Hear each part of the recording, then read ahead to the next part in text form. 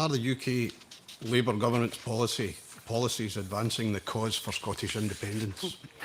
Yes. You got any in mind, Graham? How long have you got? I think really just everything they've done so far. Like the beginning, we had the shirts and suits scandal. We've had the pensioners having their allowance taken away from, national insurance increases. I think a lot of people voted in Scotland at the general election to get rid of the SNP and are now regretting that fact from what you can see in the polls, that the situation we have voted in. And that was especially dumb considering it wouldn't have gotten rid of the SNP. They were still going to be the fucking government. It was a Westminster thing, wasn't it? Exactly. All you've done, as far as your relationship to power in Westminster, is have a governing party in the United Kingdom, in Westminster, that has no Scottish opposition. I'd start by saying we've been in government for 8 months. And I say that because what we have had to deal with is 14 years of the most... Get ready for Bingo-rama. 22 billion, fixed the foundations, left destroyed the economy, lose trust, blah, blah, blah. Destructive, distracted, chaotic government we've seen that has left our public services in real trouble, that has delivered austerity year after year after year. And we've had to come in and pick up not one problem or two problems, but a multitude of problems and deal with them all at the same time. And I'd love to sit here and say that we could just sort of flick a switch and deliver the change that we absolutely want to see in the country. But the truth is, the long-term change that we need to deliver in this country will take time. And some of the actions that we've taken early on in the budget, for example, ending austerity and investing in public services is about getting money back into the services that we badly need to fund, the NHS in particular, which the SNP government now has money to spend to deal with. That was a key choice that we made early on. And but yes, Michael, we had to... You must be disappointed, though. I mean, at the general election, it was a stunning result for Labour, 37 seats. Or the SNP now have the money to fund the NHS that they didn't have before. Bitch, this is the Barnett formula. Unless you're just going to give the SNP extra money that you weren't already giving them, like, gratis outside the Barnett formula, then you're just chatting a bunch of nonsense. Like, you're actually chatting shit. Like, you provided 26 billion, I think, extra was for the NHS, but that was centrally from Westminster. That's not affected by the Barnett formula. No, in the slightest, no. Like, unless you, where's this money that you've specifically allocated to the SNP for them to fix the NHS? What have you? What was he talking about? Where you previously had one, Labour is now falling behind in the two. Forgive me. I was the second. Yeah. Falling behind in at a by-election. It was falling behind in the polls. You got Sir John Curtis, who was the guru of polling, as we know, saying the worst thing that happened to the Scottish Labour leader was Keir Starmer becoming Prime Minister. True. Well, look, what I'm trying to say is there's no doubt we've had to make some really difficult decisions early on because of the fiscal mess that we inherited, where we had to make difficult financial decisions quickly so that we could then, in October, announce a budget that invested in public services. And just to be really clear, now, there have been difficult choices along the way. Of course they are. And I'm acutely aware that some of these have been unpopular. But I have to say to you, the change this country needs can't be delivered overnight. And what we've had for 14 years is a government of slogans, of short-term sticking plaster solutions that get us from one PMQs to the next. Wow, slogans like sticking plaster politics. The very next sentence you used. It's very Tony Blair. It's still my favourite thing when he was announcing the Belfast Agreement. And he said, now is not a time for slogans or electioneering or anything like that. And he said, I feel the hand of history on my shoulder. And I cracked up. That's brilliant. Honestly, you're a genius, mate. One Prime Minister to the next, but don't deal with the fundamental problems in the country. And that's what we're determined to fix. And it will take time, but I promise you the change that we promised will be delivered. There's lots of hands up, so I want to come round to some of you quickly. Yes, Manny, I think you've got a green top on, dark green top, yeah.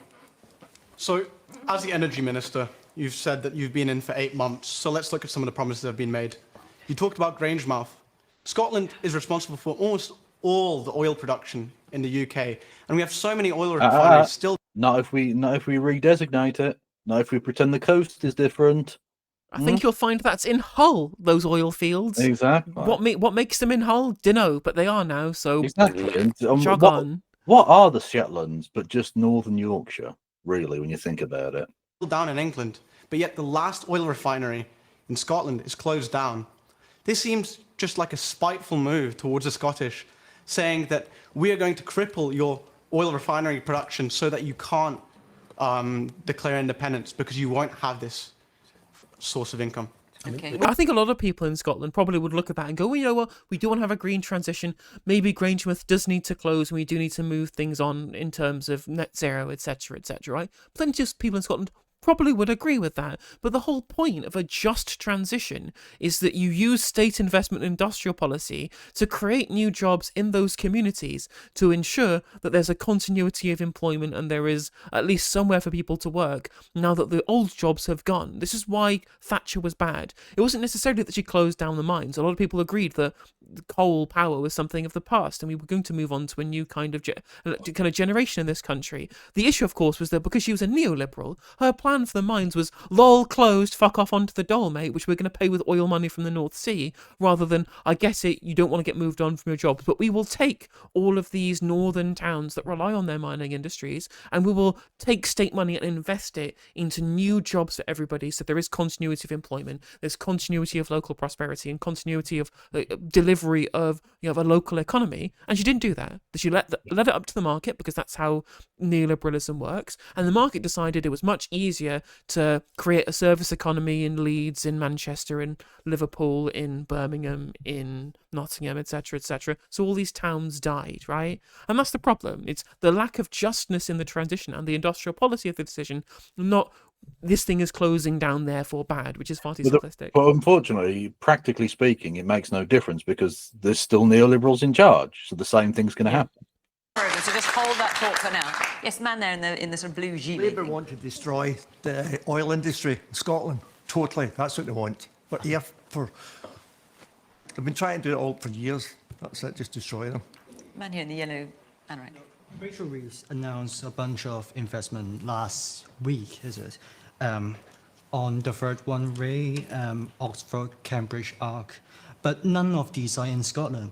Glasgow subway, the third oldest subway in the world, still only has one line. Edinburgh University, £800 million supercomputer shelved.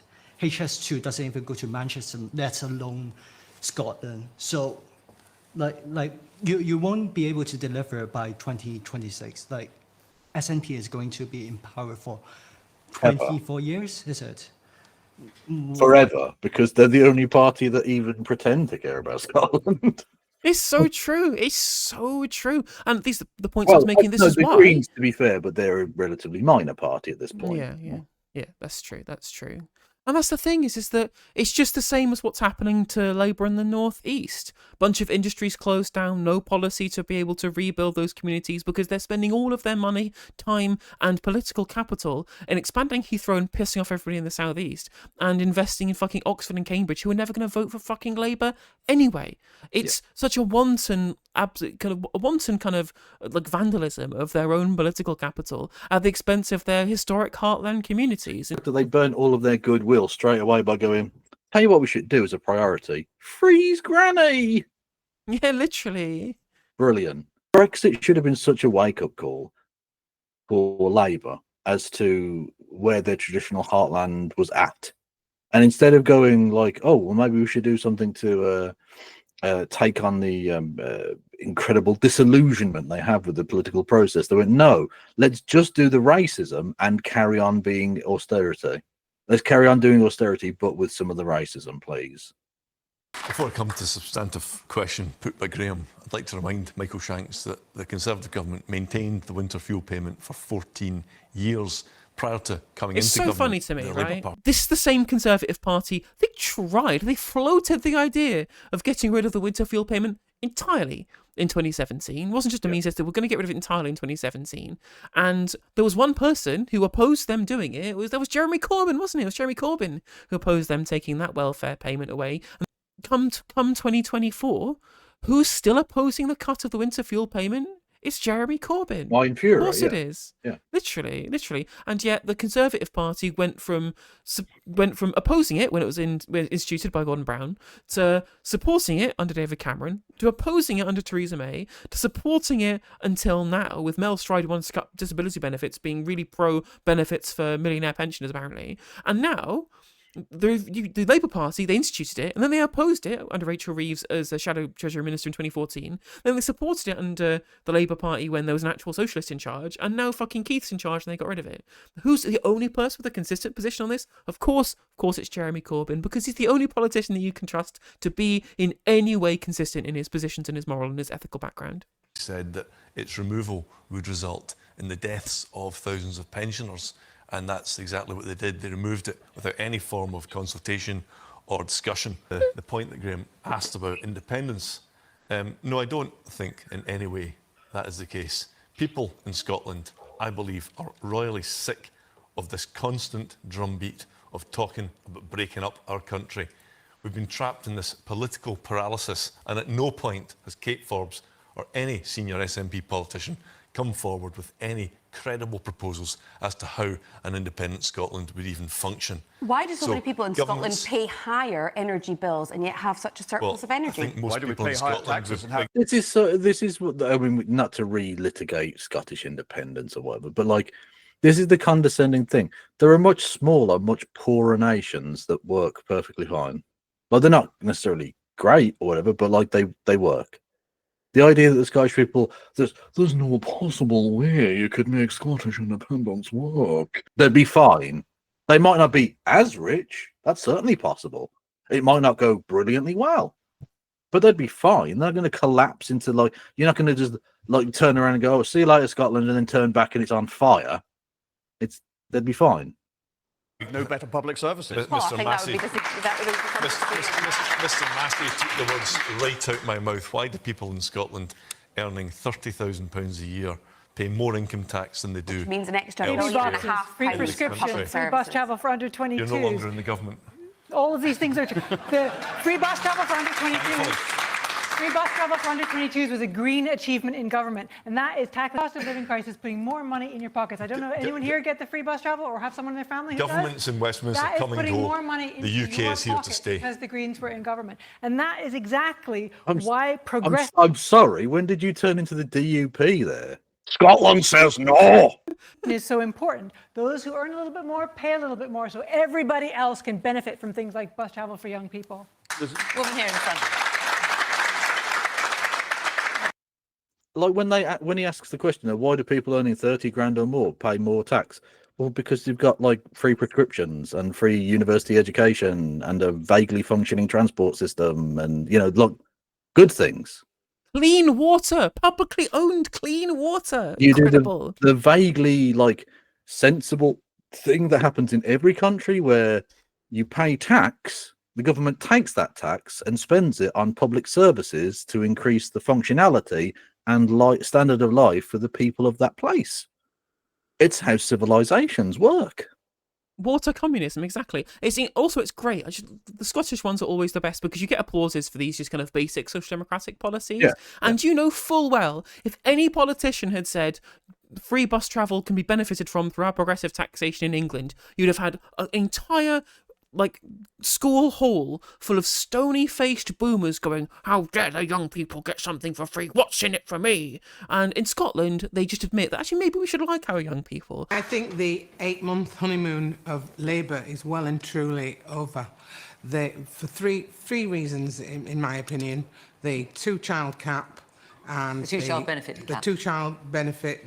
The removing of the winter fuel and the waspy women, of which I am one. But what galls me the most, I know we shut waspy women down a lot, is that 80 Labour MPs stood in their constituencies with these women, promising that they would do something. If I had 110 coffins, I would have put them outside this venue today, because that's how many women have died today without their money. 50,000 each of them. Let me just remind people who aren't as familiar with the waspy women. It's something like 3.5 million women who say they weren't informed properly about pension age changes. Yeah, no, just in case not everyone's familiar, and as a result have lost out, and the government has I mean, to be fair, chosen not to. I actually just don't care. I'm sorry. Like, just pay attention. To be fair, there was a reasonable decision made by the Ombudsman saying, well, some people weren't informed properly. Like, there was a level to which the information should have been made better available and wasn't, and they should be compensated for that. And I think the Ombudsman decision is pretty correct. And even that was too much for the government, who didn't want to be seen as spending too much money, to the point which they're slashing one of their pledges they'd made multiple times. Multiple MPs did so. Also, on the two-child benefit cap that this audience member also raised, we covered it on stream the other day. I don't know if you've seen this, Kev, but the only place in the UK which is predicted to have lower child poverty in 2029 than now is Scotland, because the SNP have promised from their own Barnett formula money to get rid of the two-child benefit cap themselves, because they have access to be able to muddle the numbers to do that. It's the only place that's dropping child poverty, and that will damn this Labour government. I don't give a shit whether you get growth, whether you get this, whether you get that, whether you build a runway. I couldn't give a shit. But if there are more children in poverty at the end than when you started, you are a failure, 100%, and you deserve to get thrown into the political wilderness. Yep. Yeah, and it's sort of similar to the American thing. Kamala Harris deserved to lose. Donald Trump deserved to lose more, but Kamala Harris deserved to lose. Joe Biden deserved to lose. The Labour Party will deserve to lose. What will replace them will be worse, I'm sure, but they will have deserved to lose. Yeah. What should be done next now that the Scottish Court of Session has questioned approval for the Rosebank and Jack Doyle oil fields? So what's happened is just for those who aren't familiar, or those of you at home who are not familiar with this, last week a judge quashed consent for the Jack Doyle gas field and the Rosebank oil field, and the judge said that permission to drill must now be applied for again because the original approvals failed to consider what emissions are generated, not only in terms of building the thing, getting the oil and gas, but it failed to consider what emissions are created when the oil and the gas are burnt. So now we've got a position where the companies who want to drill these two places are going back and looking at their policies again. But eventually, the government will have to decide, the Westminster government will have to decide whether or not these projects can go ahead. You would want them to go ahead, Russell? Without any question. The SNP, of course, spent years telling us it's Scotland's oil. Now they want to keep it under the sea. It's an act of national self-harm to not extract this oil. We are going to need, as a nation, oil and gas for decades to come. And what these parties, both Labour and the SNP, would rather do is not extract it, but import it from countries around the world who are often not our friends and allies, and a much greater harm to the environment. Oh, yeah, no, we should only get it from our friends and allies like Saudi Arabia. You know, nice, fluffy, good countries that we can definitely defend our friendship with. Like, you know, Saudi Arabia that still execute people by a crucifixion for the crime of witchcraft. Yes, or the United Arab Emirates, who have built a paradise in the Middle East using slave labour. Yes, no, good. But wouldn't want any of those bad countries. No. Environment. It makes absolutely no sense. And what we're seeing happening at Grangemouth with hundreds of workers getting their redundancy notices this week is a direct result of this chilling effect, this hostility from the Labour government and the SNP government towards oil and gas. Imagine that during a climate crisis. It says something that Unite the Union is fighting a campaign to save the jobs at Grangemouth, and every single one of my Scottish Conservatives. That's how you know he's a robot, because he didn't even acknowledge it. He just got torched and he just carried on. Does not compute. Just carried on. Colleagues in Holyrood support that campaign, and the majority of Labour MSPs have gone to ground, are in hiding, and it's absolutely ludicrous. The question is, what do... I mean, not only did you put me to sleep, but I don't think the people of Glasgow agreed with you. No. Given that not a single person... Look, I mean, you may have just put them to sleep. Maybe if they'd stayed awake for the entirety of your sentence, they might have agreed and clapped. But as you put them all to sleep, and I presume some of them in a coma, so fucking dull were you. But no one clapped, mate. So, you know, kind of get wrecked, I guess. do we do next? And the question is, we move forward with the energy strategy we have in Scotland. So I'm an electromechanical engineer. I worked in renewable energy before I was elected. We have enormous potential in Scotland to generate renewable energy. We know this. We're putting in place the biggest offshore wind farms in the world, some of the biggest ones in the world. We know from our published energy strategy that we can do this. We don't need those fields either for our own energy. So Russell is misrepresenting this. If we did drill oil from the North Sea, that isn't kept for Scotland. We don't keep that aside. It's drilled by commercial companies, by big mega corporations who sell it on the open market. They don't keep it for Scotland. That's not how that works. So that does not contribute in any way to our energy security. What does give us energy security, what will move us forward in terms of creating new jobs and those new opportunities, is investing in our renewable potential. And we're so lucky in Scotland to have that. There are massive opportunities ahead for us. And actually, the challenge is getting enough people into the jobs. So we talk about job creation. There are well-paid, excellent jobs out there ahead of you for young people, for anyone transitioning into that industry, and they need to move on the scrap heap. That's we your need party's to position. phase out oil and gas, and we need to help people working in that industry as that industry declines, because it will decline, and anyone telling you otherwise is being dishonest with you.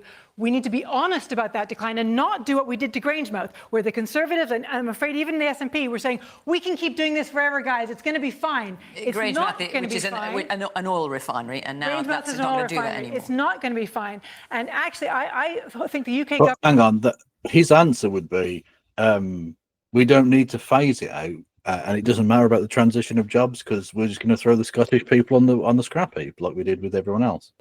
Yeah, and that's the thing. She needs to mention the transition, right? Like the creation of the new jobs and ensuring that people don't lose out. If you're going to call out the government for thinking this would be fine and it's not going to be fine, you need to say what you would do differently to give these people and this community, this whole community, access to jobs and funding and industrial strategy. If she doesn't do that, she will fail on what has already at this point been a very, very good answer to this question. It's very funny to me. Like, she says they're very lucky in Scotland, and it's so true. Like, the UK is already the windiest nation in Europe, and on top of that, Scotland is the windiest nation within the nation of the United Kingdom in Europe. So the absolute, remember that person who was on Question Time last year who said, well, like, they're going to cover 25% of Scotland in wind farms. I'm like, no, they're not going to do that. But they probably should do something of that scale.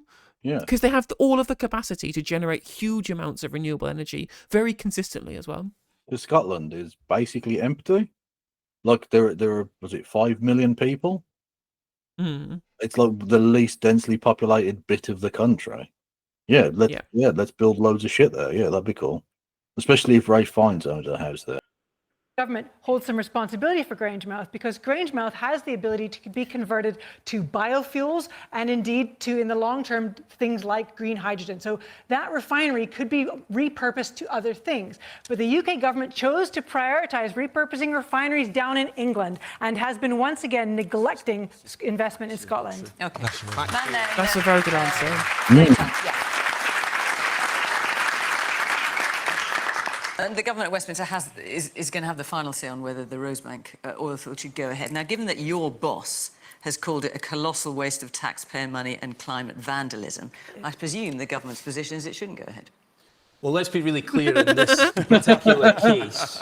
The courts last week ruled that the previous decision by the previous government was unlawful. No, I've said all that. So what's the government's position? Now what we've got to do is put in place a process so that if they wish to reapply, and I assume they will, but that's for the companies to do so, they will go through the new environmental impact process, which takes into account, as you said, the end-use emissions, and they'll have to make their own case for why they think their application should be approved, and then it will be decided in a quasi-judicial way.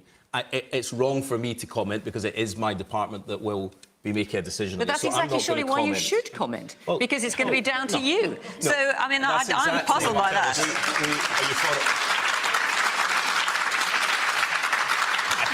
I mean, if it was something outside your department, that would be one thing. But this is absolutely your department. Your boss is dead set against it. What's your position? Well, I think it's quite the opposite, in fact. If you have a direct responsibility for making a decision that's not a political choice, it's a quasi-judicial decision on a particular piece of environmental impact assessments, it's really, really important I don't state a particular view. And so I'm not going to comment on those two cases. But I think there's a wider question here And actually, I think the gentleman's point. Well, the question was very specific about those two things, actually, which is why I was asking you. But you're not prepared to say. A number of other things have come up in the questions, and I want to just respond to them. On the Grangemouth point, first of all, it's incredibly disappointing this week that redundancy notices are being handed out. But I'll tell you, I came into this job 7 months ago, and one of the first things in my in-tray was the situation at Grangemouth. It didn't arrive in July with the election of a Labour government. We've known for 10 years that Grangemouth was in a precarious position. We've known for 2 years with some certainty that it was likely to close. There wasn't a single plan from the Conservative government or from the SNP. Not a single thing had been done, even though they knew this decision was coming. Not a single thing. The reason that Grangemouth had lasted for as long as it had is because of financial support that we had put in place and plans for its future, which is why the earlier question was factually in. Well, you know as well as I do that for the long-term future of Grangemouth, it requires substantial investment and a focus on sustainable aviation fuel, on carbon capture and storage. So, these are big, substantial infrastructure developments that we can. It's incredible that they have such an easy win against the Labour Party, and they're going, you know what, we should be doing the things that the Labour government said that they would do, like sustainable aviation fuel, green hydrogen, and carbon capture and storage. Okay, well, you've just said a bunch of stuff that Labour have already promised to do. You're supposed to oppose the people who are trying to unseat you, Kate. You would think. As a hospital consultant, I'm dismayed by the continued long waiting times in emergency departments. Now, that's despite the very, very hard work of staff. How can this problem be solved? Well, the NHS, of course, is a devolved matter here in Scotland. Kate. So waiting times are too long. There's a number of reasons for that. There's the impact of the fact that we didn't have operations ongoing for a while during COVID. There's the fact that we have an ageing population. There's the fact that we have challenges in terms of recruitment. The issue is not whether there are difficulties, because we accept that there are difficulties. The question is whether there's a plan to respond to that. And the First Minister set out a couple of weeks ago his plan, and it's essentially to focus resources on where it's required the most. And you'll know, because you work in that environment, that one of the issues in our hospitals is delayed discharge. So people in hospital that shouldn't be in hospital, that are occupying beds that could be used by someone on that waiting list. So supporting the social care sector to ensure that there's a greater throughput on through our hospitals will relieve some of the waiting time. So can I just ask you about that? Because the SNP first promised to end delayed discharges, which is what you're talking about here, within a year. When in was that? 2015. In 2015. And it's now 2025. I mean, the last figures are September last year, and the average number of beds occupied per day due to people being delayed in hospital was nearly 2,000. So you've been trying to sort this out since 2015. It's an even more pressing issue than it was back in 2015. So why have you not managed to sort it out in 10 years? Well, for the reasons that I've just outlined. Because you have to understand what is driving it. In that period of time, in terms of, for example, the social care workforce, unemployment is 3.9% at the moment. In terms of recruiting, there's not a business in the country and a public sector body in the country that won't tell you how difficult it is. So can I just check? So in the 10 years, do you think, and I appreciate you're saying there are other factors, and of course there's some reason to that, but given that you've not sorted this out in 10 years, do you think the SNP has got it all right in those 10 years when it comes to delayed discharge, or any things you concede you've done wrong? I don't know if you have the figure back in 2015, because I imagine it was a lot lower than it is right now. Well, yeah, but in fact, you promised us to get rid of it in 2015. And it has got worse because of the factors that I have outlined. But I'm not telling you that there aren't challenges. What I'm saying is that countries across the world are grappling with issues that are affecting us. And the question is how we respond. The fact that the NHS is performing as well as it is down to your hard work and the hard work of your colleagues. But in terms of the plan, it's focusing the resource on where it will matter the most. And just yesterday, we voted for £23 billion as part of the budget in our NHS and social care. But the other two elements are about reform of the NHS, so building up capacity with the Hospital at Home programme so that people don't have to come into hospital in the first place. And the third one is the one that never gets much airtime or attention, is preventative. So how do you support people before they actually need acute care? That's the three-point plan. That is the plan that we're focusing on. None of us are hiding from the fact that there are issues. Yeah, just don't get sick.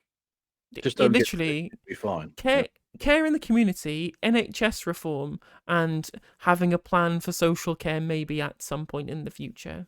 Yeah. And we're enormously grateful to our doctors and our nurses who are keeping the thing going. But you have had 17 years to sort this out. And it's fluctuated over Under that Tory time. austerity, in terms most of of that. in terms of the There's been no challenges. austerity in Scotland. But Alex, you're good at absolutely understanding has. root causes of things. Absolutely And surely sounds you that. would even appreciate that in terms of the last few years of struggling finances, in terms of ageing population, in terms of challenges to recruit, they're all factors. That's a really good point as well. Let me bring some of the audience in. Yes. Despite the SNP have had failures on the NHS, and I think no one can really avoid this. Every party's had failures on the NHS. It's had failed NHS in Wales. Obviously, the Tories have been the kind of the patient zero for NHS failure across the United Kingdom. At least the SNP are honest with the public in saying, well, we need more immigration, right?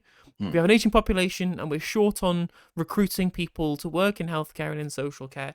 The biggest thing that's going to help us be able to fill those gaps and bring down our population pyramid is having higher immigration of working age people. And they're right. And they're the only people being honest with the public about that. And so that, regardless of the problems that they are having, that everyone else is also having, and none of these parties have dealt with, there's no one who's got a clean record on this. At least the SNP can admit that there is an actual method to solve this problem that all of the other parties just pretend doesn't exist because they want to bring immigration for political reasons. Yeah. Hiya, I'm a final year medical student and I'm meant to be starting work this summer, if it all goes to plan. But I want to know what's going to be done to actually try and retain the doctors and nurses that are coming through training and choosing to leave the NHS because of burnout, because of the amount of... We're going to force them. Yeah, we're just going to have to force them. And if they try and leave, build a wall.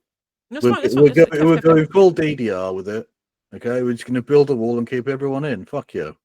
No, so I've got a 2-point plan actually. Kate has a 3-point plan. I can solve it in 2. Go on, right? then. First of all, we clap. Okay, Do a load of clapping. okay, I mean, I don't even know if you need a second. Yeah, I'm all ears.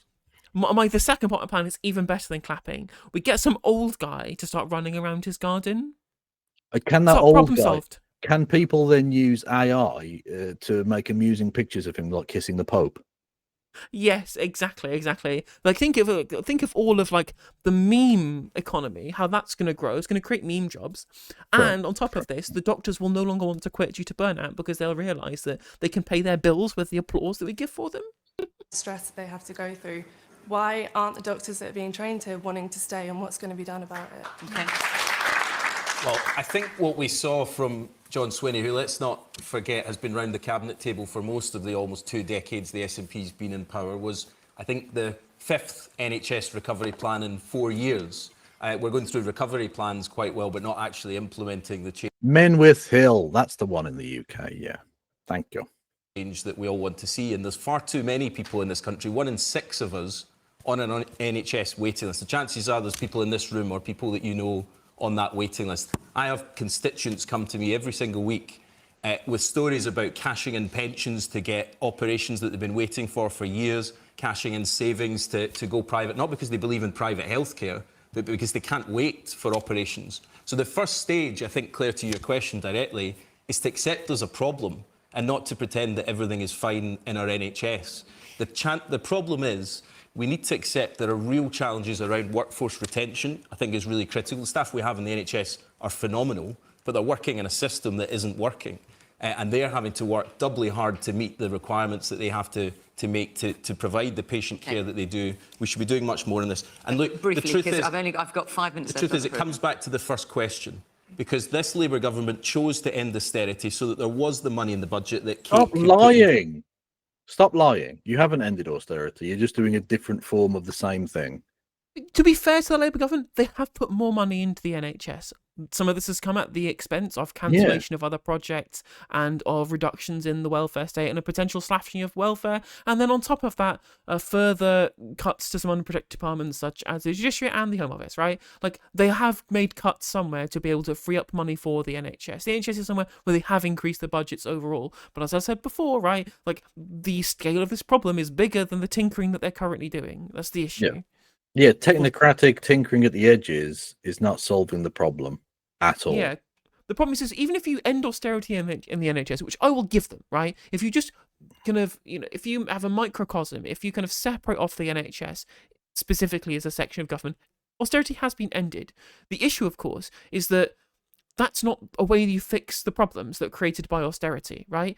The austerity problems massively increased the waiting lists, and then COVID hit it afterwards, which then caused an additional problem, right? So we've got a 2-scale problem.